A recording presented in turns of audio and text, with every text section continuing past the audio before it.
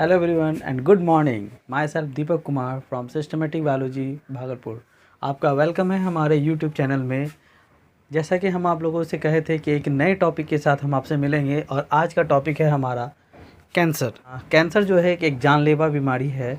इसका अभी वर्तमान में इलाज है, लेकिन कुछ लोगों पे ये पूर्णतः कारगर साबित नहीं होती है. ऐसा नहीं है कि इसका इलाज नहीं है, इसका इलाज है, लेकिन किन्हीं लोगों पे ये इलाज संभव नहीं हो पाता है. सिंपली अगर आपसे पूछा जाए कि कैंसर क्या है, तो कॉमन सी बात है कि अगर कैंसर से सवाल आता है कि कैंसर क्या है, तो कैंसर सिर्फ एक शरीर का एक ऐसा गांठ वाला हिस्सा है जिसको हम लोग कह सकते हैं झुंड. यानी कोशिकाएं क्या होती है, जब एक समूह के रूप में रह जाती है तो वो कैंसर का रूप लेती है.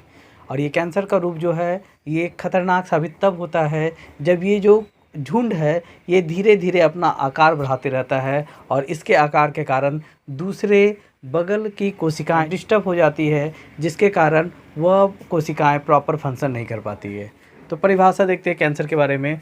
कैंसर प्राय कोशिकाएं समान वृद्धि नियंत्रण क्रिया को ना करके अनियमित रूप से टूटकर कोशिकाओं का झुंड बनाती है. यहाँ गौर कीजिएगा, समान वृद्धि नियंत्रण क्रिया को ना करके अनियमित रूप से टूटकर कोशिकाओं का झुंड बनाती है, जिसे कैंसर कहते हैं. सिंपली टर्म्स में अगर देखें तो कैंसर एक ऐसा बीमारी है जिसमें समान वृद्धि कोशिकाएं करना बंद कर देती है और अनियमित रूप से यानी लगातार कोशिकाओं में टूटना प्रारंभ रहता है. और ये कोशिका टूटते एक ग्रुपिंग बनाता है, एक झुंड बनाता है जो दूसरे आसपास के कोशिकाओं को डिस्टर्ब करता है, जिसे हम लोग कैंसर कहते हैं. अब यहाँ पे टर्म्स है कि कैंसर को साधारण तौर पे अन्य नामों से भी जानते हैं. जैसे जनरल भाषा में अगर हम देखें तो अन्य नामों के रूप में ट्यूमर, दूसरा है नियोप्लाज्मा.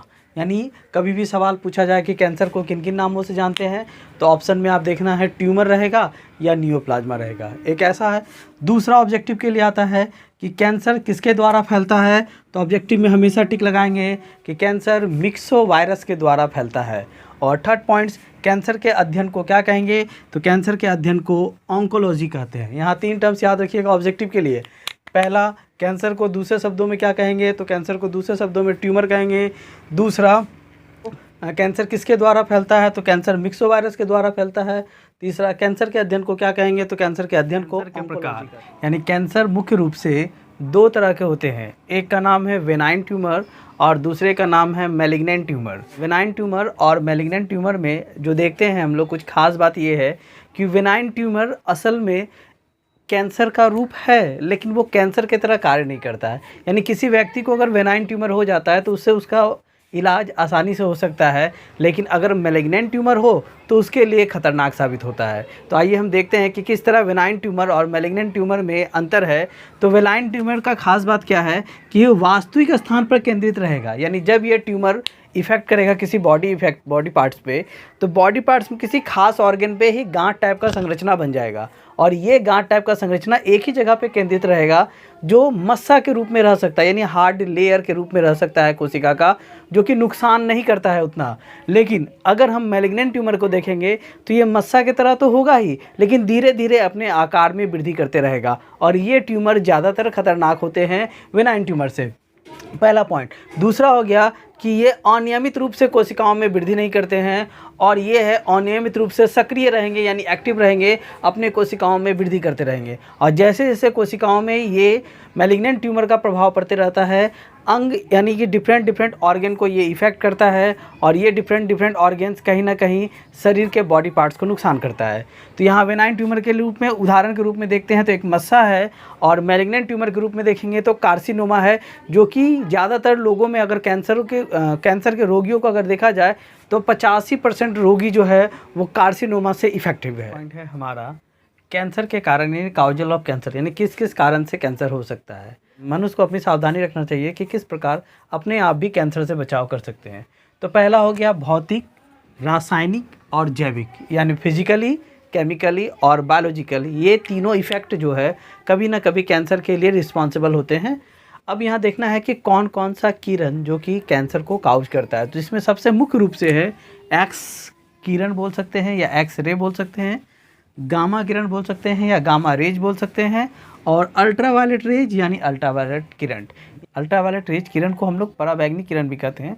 यानी एक्स किरण, गामा किरण और अल्ट्रावायलेट रेज के कारण ये शरीर में उपस्थित डीएनए को नुकसान पहुंचाते हैं। यानी शरीर में जो बन रहा है डीएनए हमारा, या जो पहले से मौजूद है डीएनए, तो बार बार अगर इस किरण को अपने शरीर से क्रॉस कराते रहेंगे तो कहीं ना कहीं हमारे डीएनए को इफेक्ट होता है। आप देखिएगा कि जनरली जब भी किसी व्यक्ति को अगर चेस्ट प्रॉब्लम होता है तो उसके लिए कहते हैं कि जाइए एक्सरे करवा के आइए। तो एक नियमित रूप से एक्सरे करना सही है, लेकिन अगर यही एक्सरे अगर ज़्यादा से ज़्यादा माध्यमों से या ज़्यादा से ज़्यादा बार उस व्यक्ति के साथ हो तो कहीं ना कहीं उसके डीएनए को नुकसान पहुंचाता है, और जब ये डीएनए को नुकसान पहुंचाएगा तो कहीं ना कहीं वो कैंसर के लिए भी रिस्पॉन्सिबल है।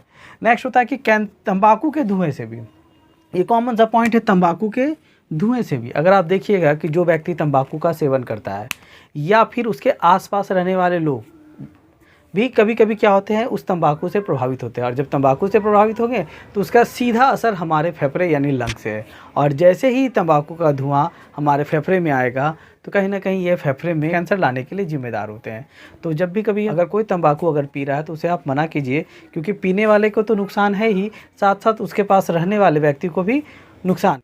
कैंसर उत्पन्न करने वाले विषाणु को हम लोग मिक्सोवायरस कहते हैं। ये मिक्सोवायरस के रूप में अबुद्रीय विषाणु के रूप में जाने जाते हैं। अबुद्रीय विषाणु कहने का मतलब है ऑन्कोजेनिक वायरस। क्या नाम देंगे इसको? Oncogenic virus. तो ये भी ऑब्जेक्टिव में सवाल रहता है, कैंसर उत्पन्न करने वाले विषाणु को क्या कहते हैं? तो ऑप्शन में देखना है मिक्सोवायरस रहेगा, और कहीं अगर मिक्सोवायरस नहीं रहेगा तो एज ए हिंदी अबुद्रीय विषाणु रहेगा, या फिर इसको इंग्लिश में हम लोग ऑन्कोजेनिक वायरस कहेंगे। टॉपिक है हमारा कैंसर के प्रकार यानी टाइप्स ऑफ कैंसर। यहाँ देखेंगे कैंसर का मुख्य 4 रूप है। पहला है सार्कोमा, दूसरा है लिम्फोमा, तीसरा है लाइपोसा और चौथा है ल्यूकोमिया। यानी गौर कीजिएगा यहाँ पे कैंसर के कितने प्रकार? कैंसर के 4 प्रकार। कौन कौन सा? सार्कोमा, लिम्फोमा, लाइपोसा और ल्यूकोमिया। ये चारों जो कैंसर होते हैं ये मेनली शरीर के उत्तक कोशिकाओं में प्रभावित करता है, और शरीर के उत्तक कोशिकाओं में जो मुख्य रूप से कहाँ कहाँ प्रभावित करता है उस बातों को देखेंगे। तो सबसे पहला कैंसर जो है सार्कोमा जिसको कहेंगे, वो संयोजी उत्तक यानी हमारे शरीर के सबसे मेन उत्तक जिसको कहेंगे कनेक्टिव टिश्यू, जो एक टिश्यू को दूसरे टिश्यू के साथ जोड़ने का काम करता है, उस टिश्यू में प्रभावित करेगा। तो पहला हो जाएगा कनेक्टिव टिश्यू में प्रभावित करने वाला कैंसर सार्कोमा। याद रखिएगा कहाँ कहाँ? अस्थि यानी बोन्स में, यानी कि जहाँ पे बोन्स के आसपास मांसपेशियाँ जहाँ जुड़ी हुई है वहाँ पे प्रभावित करेगा। दूसरा है हमारे शरीर के चर्बी यानी फैट लेयर में, जहाँ जहाँ वसा है वहाँ पे प्रभावित करेगा। तीसरा है कास्थि जिसको कहते हैं बॉडी सरफेस, यानी हमारे शरीर के बॉडी सरफेस में भी प्रभावित करेगा। तो सार्कोमा, अगर आपसे ऑब्जेक्टिव सवाल आएगा कि सार्कोमा कैंसर का बॉडी के कौन कौन से अंगों को प्रभावित करता है, तो 3 बातों को याद रखेंगे। पहला अस्थि, दूसरा चर्बी, तीसरा कास्थि। सेकंड पॉइंट आएंगे जिसको कहेंगे लिम्फोमा कैंसर। ये हमारे बॉडी के लसिका उत्तक यानी स्प्लीन टिश्यू को प्रभावित करता है। तो कौन से उत्तक को प्रभावित करेगा? स्प्लीन टिश्यू को। और तीसरा है जिसको कहेंगे लाइपोसा कैंसर। ये कैंसर हमारे बॉडी के सिर्फ फैट लेयर्स को, यानी जहाँ जहाँ बॉडी का फैट जमा रहेगा उस लेयर को प्रभावित करेगा, यानी फैट लेयर को प्रभावित करने वाला उत्तक का नाम लाइपोसा। और जो चौथा है उसको कहेंगे ल्यूकोमिया कैंसर, और ये कैंसर हमारे बॉडी के रुधिर कोशिकाओं का निर्माण जहाँ होता है, यानी ब्लड सेल्स का फॉर्मेशंस। गौर करना है, ये सबसे ज़्यादा इम्पॉर्टेंट है। ये आपसे सवाल पूछा जाएगा कि हमारे ब्लड सेल्स में या ब्लड सेल के निर्माण में कौन सा कैंसर सबसे ज़्यादा कारगर है, सबसे ज़्यादा मतलब कौन सा कैंसर प्रभावित करता है, तो आंसर देंगे ल्यूकोमिया। तो यहाँ एक बार फिर से हम आपको रिवीजन के तौर पे बता सकते हैं कैंसर के 4 प्रकार कौन कौन? सार्कोमा, लिम्फोमा, लाइपोसा और ल्यूकोमिया। ये चारों कैंसर का अपना अपना रोल है। यानी सबसे पहले सार्कोमा कैंसर जो है वो हमारे बॉडी के संयोजी उत्तक में प्रभावित करेगा। संयोजी उत्तक के रूप में अस्थि, कास्थि और चर्बी यानी बोन्स, बॉडी सरफेस और फैट। और तीसरा है लिम्फोमा, यानी ये हमारे बॉडी के लसिका उत्तक यानी स्प्लीन टिश्यू को प्रभावित करेगा। तीसरा है लाइपोसा, यानी ये हमारे बॉडी के फैट लेयर को प्रभावित करेगा। और चौथा है ल्यूकोमिया, ये हमारे बॉडी में जहाँ जहाँ ब्लड सेल का निर्माण होगा वहाँ पर प्रभावित करेगा। कैंसर के प्रकार यानी ट्रीटमेंट ऑफ कैंसर, यानी किस तरीक़ा से कैंसरों का इलाज किया जा सकता है।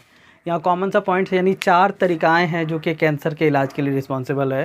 पहला है जिसको कहेंगे शल्य चिकित्सा यानी सर्जरी। दूसरा है रेडियोथेरेपी। तीसरा है कीमोथेरेपी। और चौथा है इम्यूनोथेरेपी। गौर से देखिएगा एक बार फिर से, शल्य चिकित्सा यानी सर्जरी, दूसरा है रेडियोथेरेपी, तीसरा है कीमोथेरेपी और चौथा है इम्यूनोथेरेपी। यानी ये 4 तरीक़ाओं द्वारा कैंसरों का इलाज किया जा सकता है। अब देखना है कि किस प्रकार कैंसर का इलाज होता है। तो पहला है शल्य चिकित्सा यानी कि ऑपरेशन मेथड के द्वारा।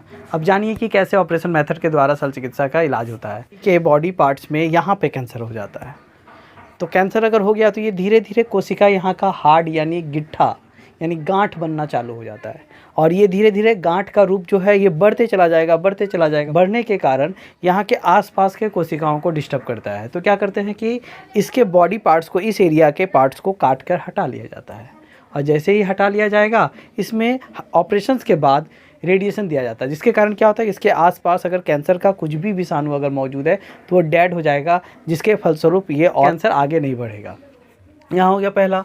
दूसरा हो गया जिसको कहेंगे रेडियोथेरेपी, यानी कि अगर कैंसर का शुरुआती स्टेज है और नॉर्मल सा कोशिकाएं अगर फूला हुआ है या हार्डनेस है तो उसमें शुरुआत में ही रेडिएशन दे दिया जाता है, जिसके कारण जो भी विषाणु रहेगा वो कैंसर का वो डेड हो जाएगा।